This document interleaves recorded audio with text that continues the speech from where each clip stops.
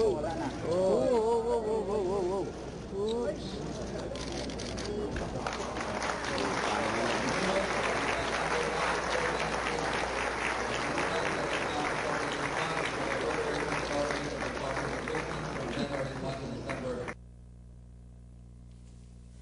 was a video from Inquirer.net showing the President and all her friends in Congress pleased over the signing of the new budget.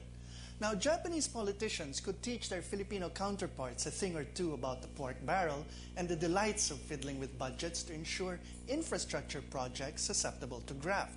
Bridges to nowhere are the favorite example for such projects because they're grand, they're bridges and useless, and they lead to nowhere. I mean, Rob, this is a fantastic site, for example, that we found, where you look at this bridge that they have in Japan, it literally just goes into a mountainside with no tunnel.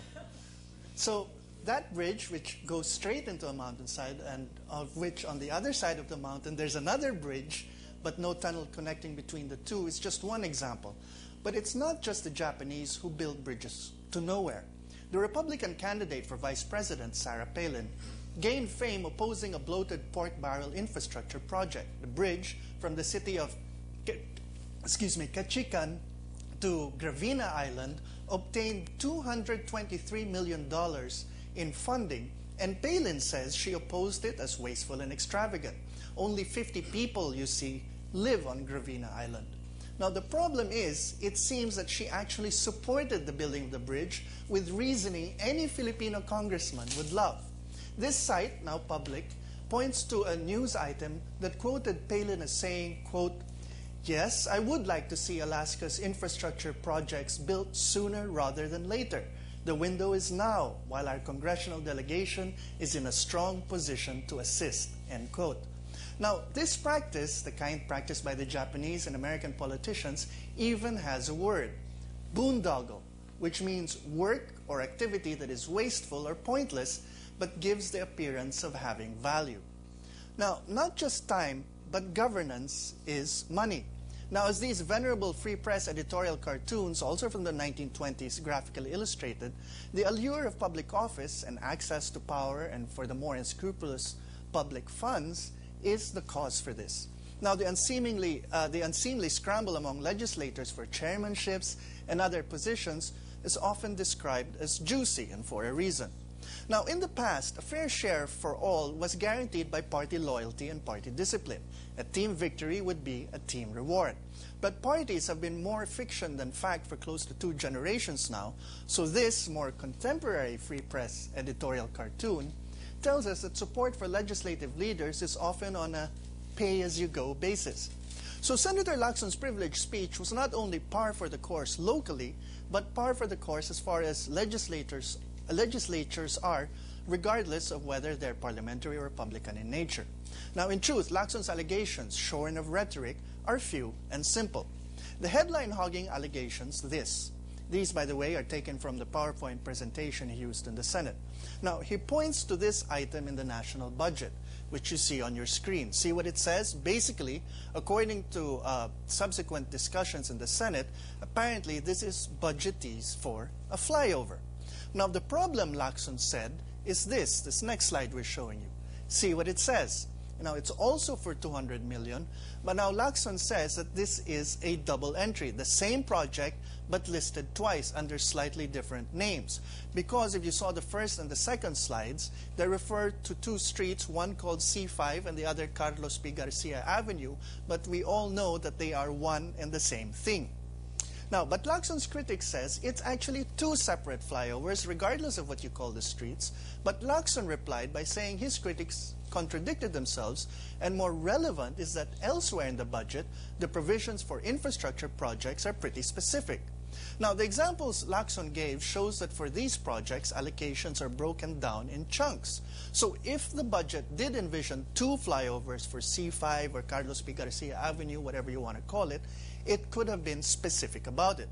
Now, as for the other issues at hand, here they are, again, taken from the same presentation. You'll see that these are the amounts highlighted in red that he says individuals' insertions were made by senators according to him. Now, this includes what Lacson suspects could be another double entry for the Aguinaldo Bridge in Cavite, a province where Lacson hails from and where, incidentally, the Nacionalista Party considers a bailiwick of sorts. Now, he also says that there are double allocations for the same thing, such as for personnel services in the Department of Agrarian Reform, which you can see on this slide here. And then there are these, what he says are lump sum insertions, which you can see here, which are just basically sort of vague, large chunks of money for rather vaguely mentioned purposes. And what he says was further bloating in the bicameral conference committee. So when we return, we're going to ask our guests to walk us through these allegations. Are they something to be troubled about, or simply due to a feeble public understanding of the budgetary process? Could it all be an honest mistake? We'll talk to our guest who knows more than a thing or two about this when we return.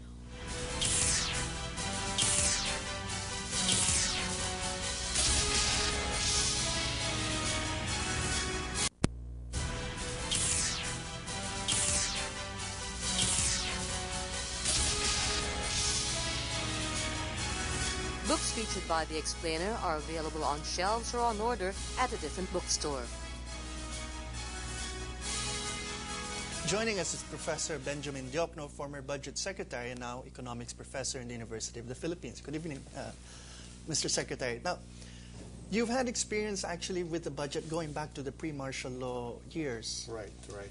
And in this particular case, we have one particular question, which is Senator Lacson alleges that there are two entries basically for the same thing, which he further suggests means that they're trying to get away with actually spending twice as much for the same thing. Now, you've studied this, right. and with your experience in the executive department, can you walk us through how you sort of I look at it, and one is mentioned under what's called decongest the road, and then a few pages down the line, you have another entry, which is locally funded priority projects. On the face of it, I think it's one and the same project, and therefore there is double appropriation. Okay. The procedure here is, it is natural for the congressmen and the senators to have their own initiatives and what we call insertions.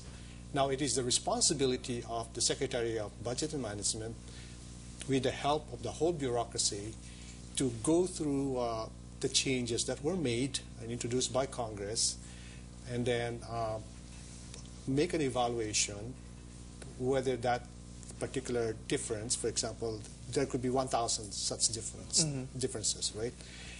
For each item, make a judgment whether the president should let that go.